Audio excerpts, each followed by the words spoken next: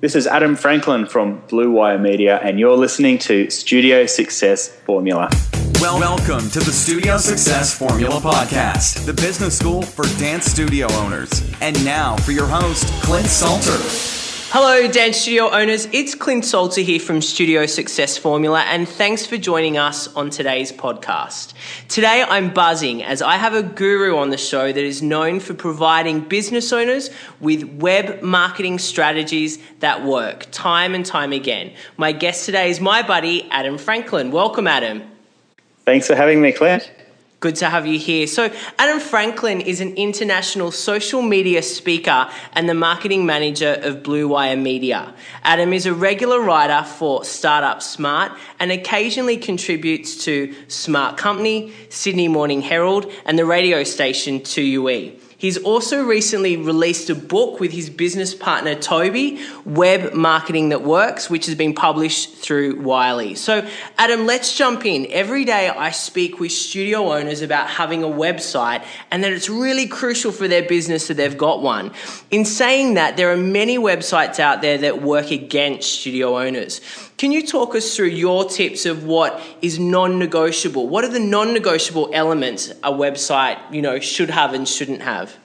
Yeah, great question, Clint. I mean, firstly, having a website, so many people don't actually have a website, and it astounds me still, that shocked me 10 years ago when people didn't have websites, but in 2014, having a website is definitely important. So if you don't, they don't cost much to set up. You can get WordPress installed for free or for very, very reasonable rates. So definitely get started. But your question was, what are some of the non-negotiable elements of a website? And there's a couple of things that I recommend every website should have. Firstly, it is a landing page. And by a landing page, I mean a page where somebody can come to your website and download a piece of content for free. And that piece of content should be so valuable that people would be prepared to pay for it if you ask them, but you're actually giving that away for free in exchange for somebody basically saying, hey, this is my name and this is my email address. And the reason that's so important is because that way you have provided a way to stay connected with that person visiting your site. Because you've got to remember that there's millions and millions and millions of websites out there on the internet, and people, if you're lucky enough to have them arrive at your site, you kind of don't want them leaving empty-handed, because for starters, you want to give them a great experience and deliver value. But secondly, they're very unlikely to remember to come back to your website. So by having a piece of content, and in my book, Web Marketing That Works, I refer to it as being a flagship piece of content. So that is something that you are known for, that you actually give away so that people can really try before they buy. If they download that content and like it, chances are they may do business with you in future. And again, by putting that on the website and offering it in exchange for somebody's name and email address, you've then got that facility to communicate with them on an ongoing basis. So to recap, the flagship piece of content, 1, and having that housed on a landing page, number 2, to me they're the most important parts. And if I was to give one third part of that non-negotiable elements, it would be a blog, because a blog is your way of attracting people to your site. They can read your content, watch your videos in a completely risk-free way. They don't have to say who they are. They can be anonymous. And if they like your blog content enough, then they may also take you up on your offer to download that flagship content. Yeah, fantastic. And so just to give our dance studio owners an idea of what they might do, as an example, you might offer something that says, the 8 things you must know before enrolling in a dance class. And so that might then be a PDF that kind of has the 8 things that they need to know before they go and try a class. Yeah, that's absolutely correct. And you've got to remember as well that, when people, if you and your listeners are familiar with the sales funnel, how that applies on the web is that at the top of the funnel, most people, when they've got a problem or a challenge, they turn to the internet to look for information. And that's actually 75% of people on the web are looking for information.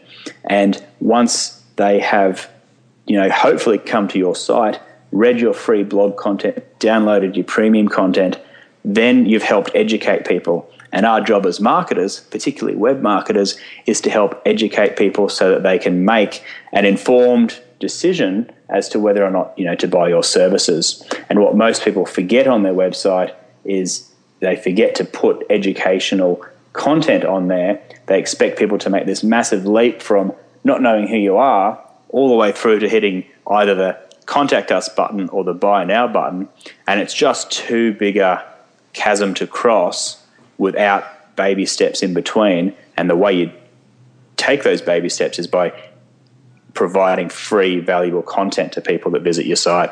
Yeah, and that's really around, building the trust and credibility. So there's got to be a time frame around that. So as an example, and what we've done with many clients in Studio Success Formula is that someone will sign up for some tips or maybe some class passes or something, and then they go into that funnel, and then they're nurtured through that process through getting more value from the studio, and then they come and try a class with the studio. Totally. Yeah, cool. Excellent. Great. Thanks for that advice. Perfect. So look, I've grabbed the book. I've got the book in front of me, actually. I love the book. And in your book, you talk about identifying your buyer personas. Can you tell us a little bit more about this process and how a dance studio owner could apply this to their business? Absolutely. So the fundamental thing with marketing is really our job as marketers and business owners is to help people solve their problem. And the main part of that is understanding which people you can help. Because if you say that you can help everybody, well, then that's nowhere near specific enough, and chances are you're not helping anybody. So the very first step of a marketing strategy is to actually clearly understand and define who your ideal buyer is. And the word we use for that is a buyer persona. You could say a target market or ideal customers, but it's actually more specific than that, because we're actually describing a specific person or a persona. And the way to think about this persona is in terms of what challenges or problems does this person have, what are their aspirations. And so, for example, for my business, Blue Wire Media, our buyer persona is a lady that we've called Nicola, and it's very important, and I'll get to it at the end, to have an actual name for this person. And Nicola is a marketing manager at a mid-sized corporate company. She has an interested CEO and a supportive IT team. And her aspiration is to webify her marketing efforts. And the challenges that she faces is all these different new social media platforms. She's unsure how this blogging and content marketing and inbound marketing stuff all works. And so she's really looking to understand that and provide a framework and learn how to actually use these platforms successfully. And so in my example there, and I'm sure you'll be able to create one as an example for dance studio owners, but every time I sit down to create content, I can actually picture Nicola in my head, and I'm thinking, well, I know Nicola from that description so clearly that I can create stuff that actually helps solve her problems. And then you've got that clarity of focus that each time you're creating content and doing your marketing, you've got her clearly in your head. So that helps them solve their problem, which in turn makes them much more likely to buy from you in the long run. Yeah, exactly. And that's perfect. So, as dance studio owners, what we do in Studio Success Formula is we have to look at two things, because we've got a student and then we've also got a parent. And so sometimes the students making the decisions, if they see a piece of maybe marketing at their school, the studio's gone to the school to talk about what they do as a studio and the classes they offer. But we also need to hit the parent as well. And so we go through a very similar process, which is around, who are they? What do they want? What are their fears and what are their dreams? And we do that for both of them. And the giving the name is so important, isn't it? Because when you're sitting there visualizing, for a studio owner, okay, okay, what new classes are we going to offer maybe this term or this month? Or what marketing campaign are we going to put in place for this month? It's nice to be able to have that name, Nicola or Josephine or Gary, whoever it is, and straight away in your mind you can picture that exact ideal student or ideal parent, and then create that specifically for them. That's absolutely right. Yeah, fantastic. I love it. You've mentioned content marketing a little bit, and it's a term that gets thrown around a lot in the online marketing world. You know, I hear it every day. Can you break down that even further? We have gone into it, but can you break it down even further for our audience? And what's the process of creating your first piece of content marketing? How do you do it?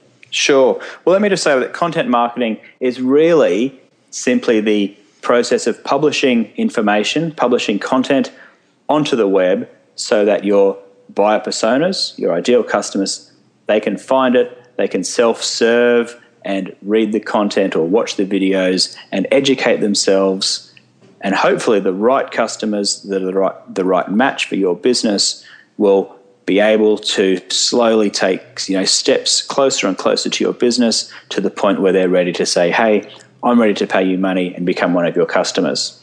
So the job of a content marketer is to publish content that educates buyers and brings them closer and closer to them making that informed buying decision to hopefully buy from you. Now, where do you start? That's a great question. The first place that I recommend starting is with that flagship piece of content. And the reason I say that is because it's all too easy to go and spread yourself too thin.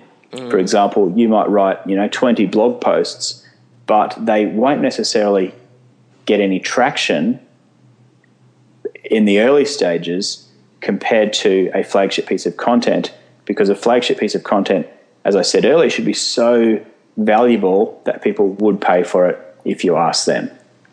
And the reason you want to be starting with something so valuable is that it's a great way to actually lead with generosity. If you're leading your marketing with something and you're giving it away that's actually so valuable that they'd pay, then you're starting that relationship off on a really good foot.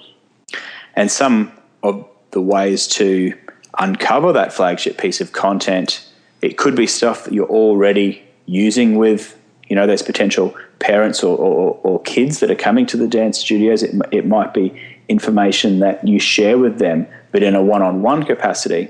Imagine if you documented that and released that on your website so that all the parents or all the kids could access that and get the value from it. Then all of a sudden you've got this information serving a much larger audience. So my starting point would be really think about what flagship piece of content you can create or uncover and release to the public for free.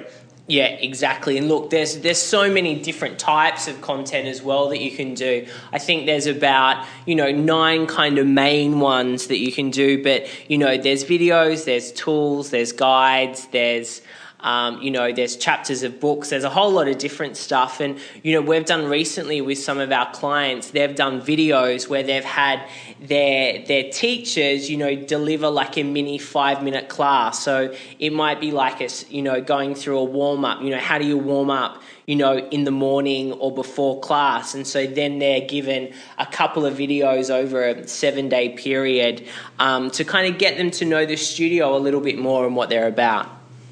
That's a perfect example there, because from the safety of their own home, they haven't spent any money, but they're actually the parents and the kids are getting the value of that free training, and they get to know the instructor and they get to know the dance studio, so that by the time they're ready to actually enroll in the course, then they've actually already received significant value. And if you're the company that's delivering that for free via the web, then you've got such a much higher chance of being the business that gets the business that gets the business at the end of the day. Yeah, exactly. Great advice. So, look, search engine marketing is another term, SEM, that we hear a little bit.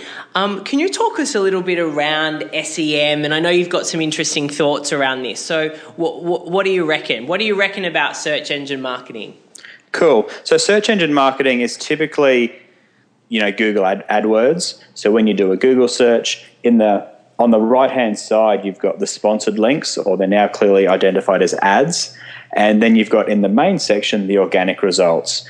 And typically 80%, give or take, of people will actually click on the organic results, and 20% of people will click on the sponsored links or the adverts or the Google ads down the right-hand side. And the way that works is you basically write an ad. You say to Google, I'm willing to pay you X amount of dollars every time somebody clicks on this link. And so that can get you instant traffic, which is great. But the other thing to keep in mind is that every time somebody clicks on that link, you have to pay money. And if you want that advert to appear again, you've got to pull out your credit card and pay Google more money. So in essence, you're paying money on a regular basis to hopefully get traffic, and to hopefully you can do something good with that traffic once it gets to your site. But to keep it going, you've got to keep paying money. And my business partner, Toby, actually had a meeting with a couple of guys last year, and they said to him, Tobes, we feel like we're addicted to advertising because each month we're spending $6,000 on Google AdWords, and it's costing us more and more to get the same results. And if we stop paying money, our leads dry up. So if you go down that search engine marketing path, yes, there are some perks in that you do get instant traffic if you're prepared to pay for it, but it can be a very slippery slope. What I advocate instead of that is to actually invest in a web marketing asset by that I mean something that if you publish it today, it's here tomorrow, it's here next week, and it's there next year. So things like blog content, podcasts like we're doing now, video content, ebooks, because once you publish that to the web, it stays there and it'll be there next year. And that's in stark contrast to a Google advert, which is there until somebody clicks on it, you pay your money, and you've got to do that over and over again. So it does have short-term benefits paying for the ads, but my advice to people would be to really, ideally, take that money and those resources and invest that in sustainable content that is going to continue to pay dividends months and years down the track. Exactly. So, and again, you're basically saying don't put all your eggs into the one basket, because like what happened to the client that Toby was speaking with is that they were relying heavily on, the pay-per-clicks from AdWords, from Google. And so, if they stop spending that money, no more leads coming to the business. So you're saying to really kind of bring to the forefront building that web asset and having some great content, value-packed content out there in the big World Wide Web. Absolutely. And if you do that, then you can choose to do search engine marketing if you want to, but you're not dependent on it, you're not hooked on it, and you don't need it to get your traffic. You have built that asset that will attract customers, revenue, and traffic. Yeah, I think that's fantastic. And I think, also on this content that you're providing, valuable content, you want to make sure that you've got strong calls to action in these assets as well, don't you? Oh, absolutely. Yeah, absolutely. Each piece of content you put out onto the web should have a very clear purpose, at least in your mind as the business owner and the marketer, to basically take somebody one step closer to doing business with you. Yeah. And so if you start with that flagship content or a blog post, each time that you email them or that you release a new podcast or blog, you're helping to educate that person, strengthen the relationship with that person, and build the trust with that person. And they're the types of things that are required in order to win the sale. Yeah. So let's say we are doing some SEM, we might have Google AdWords going, or we might have a Facebook advert campaign happening.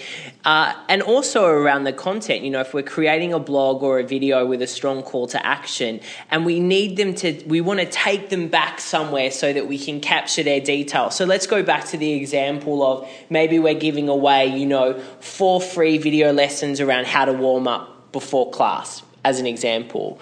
I mean, lots of our clients, they come to us and they say, look, we're spending money or we're creating content, but, we're taking them to our homepage and we're not getting anyone's details. And you mentioned the importance of having a landing page before. Can you just kind of go over that again and how that relates to having that call to action on a piece of content and how to get them kind of back and into the funnel? Yeah, that's a great point, Clint. That's really good, because whether it's a Facebook ad or a Google ad or a piece of blog content, wherever there's a call to action, you need to be taking people, holding their hand and taking them right to the place. As you mentioned, that sometimes people might be paying for traffic and taking people to a homepage. Well, if you think about a homepage, there's so many different options and distractions going on a homepage. Lots. The person probably, wanted to learn something very specific about a video about how to warm up. So if you're taken to the homepage, they're going to get lost and most likely abandon the website. Whereas if you actually take that person to the actual page on your website that is about how to warm up, then they feel comfortable. They're where they expect to be, and you're not making them do the hard work of actually having to find whereabouts on the website they should be going. Yeah, it's kind of like if you took somebody to the front door. If somebody was looking for a T-shirt, and you just took them to the front door of Myer and said, or even Westfield, and said, off you go find your T-shirt. Yeah. Compared to actually walking them into the store, walking them right to the shop and to that place on the hanger where that T-shirt actually is. That's the difference between sending somebody to a homepage versus sending somebody to an actual landing page. Yeah, excellent. I know you guys do a lot of work in social media, and you know a lot about search engine optimization. Can you give us your kind of thoughts around search engine optimization and how it could work for a dance studio owner, in regards to their website and getting them what we all want, first place in Google? And I know it's a little bit more complicated than a couple of minutes of a conversation, but can you give us some insight into that? Absolutely. Search engine optimization is really the process of hopefully appearing when somebody searches for a certain keyword phrase. And it doesn't have to be confusing. It is confusing because a lot of SEOs and a lot of webby type people make it sound confusing, but it's not. It really comes down to two things. Firstly is the content that you have on your website, and secondly, it's the authority that you have on that particular topic. So let me dive into a bit more detail. Say in that example of a video of how to warm up for a session, people, parents or kids might be turning to Google and typing that in, how to warm up for a dance lesson. Yep. And so obviously Google is searching when somebody types that into the Google box, Google is then essentially going out to the entire internet and seeing which web pages have anything to do with how to warm up for a dance lesson. And it's then pulling them all back, and often at the top of a search result, you'll see, there was 100,000 or 2 million matches. And so Google's essentially gone out to the internet, found all these matches and said, here they all are. And so your website must contain that keyword phrase, which is how to warm up for a dance lesson, if you want to be appearing when people search for how to warm up for a dance lesson. So that's the first bit. The content has to match. So hopefully that is quite simple to understand. But then the second part is, Google's got, say, 100,000 matches for the phrase how to warm up for a dance lesson. It's then got to rank all these matches from 1 to 100,000. And the idea or the hope that we have with search engine optimization is that it's our dance studio that's ranked number one, not the other 999,999 dance studios. Exactly. So how do you get to be the number one spot? Well, you need to give Google the signals that you are the most authoritative person, or have the website with the most authority on that specific topic. And Google is a robot, essentially. It's not a human being. So it needs to scale the web as well to see, are you the most knowledgeable person on how to warm up for a dance lesson, or is somebody else? And the way it does that is essentially it looks at backlinks. And so if you are the website that has the most backlinks coming to your site, each backlink is essentially a vote of confidence that you know what you're talking about. And so a website with the most good quality backlinks coming to it typically is acknowledged as the website with the highest authority, and that will be the website that gets ranked first on the Google results. Does that make sense? Yeah, it makes complete sense. Very, very clear. Yeah, so that is essentially what search engine optimization is all about, and things that that studio owners can be doing to help their business get found is publish content on topics that your buyers are actually looking for. And the more content you publish about things that match up to what they're searching for, the more opportunities you have to be ranked on Google. And then secondly, to build up your authority is to actually attract backlinks to your site. So the easiest way to do that, to kick it off, is to actually go and approach people who you know. They might be customers or suppliers or people involved in your community to actually link back to your website. Yeah, perfect. That's great. Look, studio owners are, playing on Facebook and Instagram and even Pinterest, because there's parents hanging out on Pinterest. Can you give us some top tips on how to build engagement through these platforms? Yeah, totally. I mean, what I certainly find with Facebook and Instagram and Pinterest, obviously they're all very visual social media platforms, and everybody's got a phone, got a camera on their phone these days. And so what you can do to get maximum impact, I think, is to actually leverage all the people involved in your community. I mean, as a studio owner, you could literally be taking all the photographs yourself, and that would be quite successful. And I do encourage your listeners to do that. But what can really amplify that is to ask the parents or the kids to be taking photographs on their phone of, whatever class they're doing. Yep. Whether it's jazz or tap or ballet, but taking a couple of photos and then sharing that with their friends on Facebook or Pinterest or Instagram, because that way they're sharing their experience through the social networks, and more and more people are actually seeing what's happening at the dance studio. So I think encouraging people to take photos and to share them. There's things you can do like having hashtags. Each dance studio owner might have a particular hashtag for their studio. And if you sort of teach your students to, put a hashtag dance studio on it, then what you're doing is you're getting your content seen by a huge number of people, way bigger than what you might actually just have if you did all the photographs yourself. Yeah, 100%. And those kids, we've got clients who's, we encourage, students, obviously make sure everyone signed the disclaimer when they sign their enrollment form. But Yep. We always have our teachers and our students really contributing to that social media platform. And it's great for so many reasons. Obviously, attracting new students because, friends of friends of friends and everyone, a lot of people are seeing the content. It's also great for retention. So we basically take what's happening inside of the classroom and we take it outside of the classroom online. And so it's really good to be engaging your current student base online as well. So there's some really great benefits of doing it.